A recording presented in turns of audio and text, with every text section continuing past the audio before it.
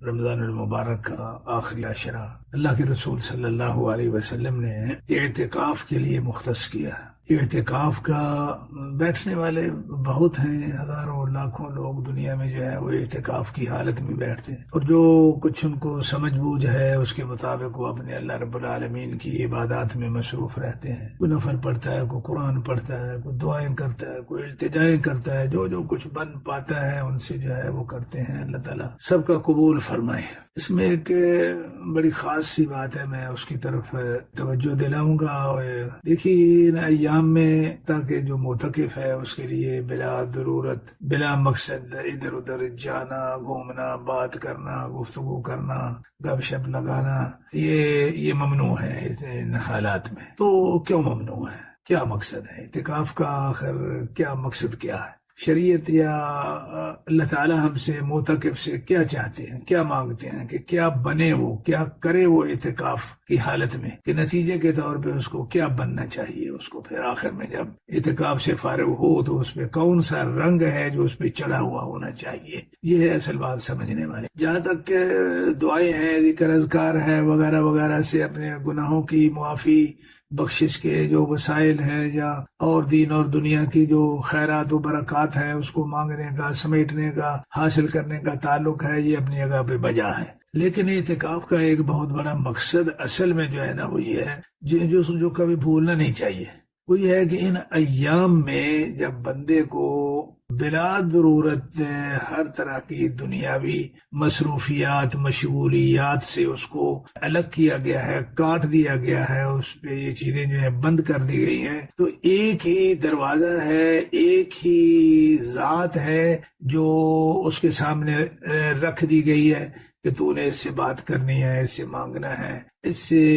سے منوانا بھی ہے، اس کی ماننا بھی ہے، اور وہ ہے اللہ رب العالمین کی ذات۔ یعنی یہ 10 دنوں میں حقیقت میں جو ہے نا وہ اعتکاف کی حالت میں معتکف دنیا سے کٹ رہے کہ جب صرف اللہ تعالیٰ کا ہو رہتا ہے، ہر وقت وہ اللہ تعالیٰ سے ہی محو گفتگو ہے۔ وہ قرآن پڑھ رہا ہے تو بھی اس سے محو گفتگو ہے، دعائیں کر رہا ہے، التجائیں کر رہا ہے، اپنے گناہوں کی معافیاں مانگ رہا ہے، تو اللہ سے ہی وہ گفتگو کر رہا۔ تو اس کا جو بہت بڑا اصل شرعی مقصد اور بنیادی جو ہے وہ یہ ہے کہ بندے کو جو ہے نا ایک عشرہ لگا کے اس کی نفسیات جو ہے نا وہ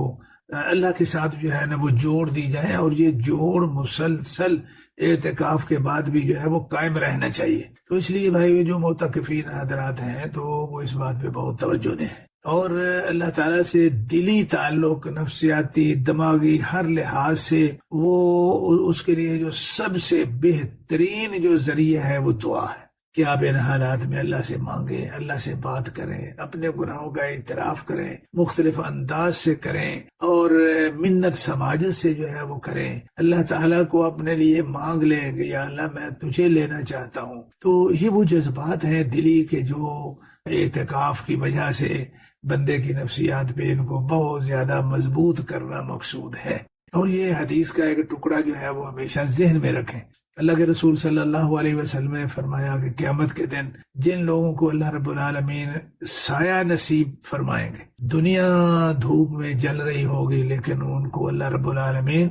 سایہ نصیب فرمائیں گے، وہ سائے میں بڑے سکون سے ہیں۔ ان میں ایک آدمی وہ بھی ہے وَرَجُلٌ ذکر اللہ خالیا ففاضت عیناہ، ایک آدمی ہے وہ خلوت میں بیٹھا ہوا ہے،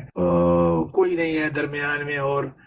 اپنے اللہ سے وہ محو گفتگو ہے، اس کے احسانات کو جو ہے وہ یاد کر رہا ہے، اپنی کوتاہیوں کو یاد کر رہا ہے، اور یہ کر کے اس کو رونا آ گیا کہ میں اپنے اللہ کے حق میں کیا کیا میں کوتاہیاں کرتا رہا ہوں۔ وہ اتنی عظیم ذات ہے، اس کی تو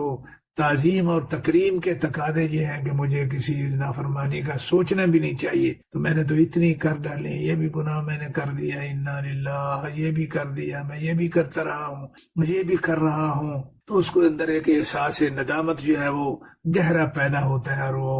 وہ رونے لگ جاتا ہے، ففاضت عیناہ، اس کی آنکھیں جو ہے وہ بہہ پڑتی ہیں۔ تو یہ بندہ بھی اللہ رب العالمین نے اپنے نبی محمد صلی اللہ علیہ وسلم کے ذریعے ہمیں بتایا ہے کہ اس کو بھی قیامت کے دن جو ہے نا وہ سایہ نصیب ہوگا، یہ وہاں سائے میں ہوگا۔ تو جو معتکف بھائی ہے، میں صرف اس کو اسی ایک نقطے کی طرف توجہ دلانا چاہتا ہوں کہ وہ اس جملے کو ذہن میں رکھے. یہ اعتکاف میں یہ کام ہے اصل کرنے والا. نمازیں تو ہم سارا سال پڑھتے ہی رہتے ہیں، نوافل بھی پڑھتے رہتے ہیں، قرآن کی تلاوت بھی ہوتی رہتی ہے، سب کچھ ہوتا رہتا ہے، لیکن یہ اعتکاف کی حالت میں بالخصوص جس قرب الہی اور تقرب الہی کی منزلت پہ، مقام پہ پہنچنا شریعت کے ہاں مقصود ہے، اللہ ہمیں پہنچانا چاہتا ہے، وہ یہی ہے. تو یہ اس پہ جو ہے نا وہ توجہ دیں. اللہ تعالیٰ قبول فرمائے.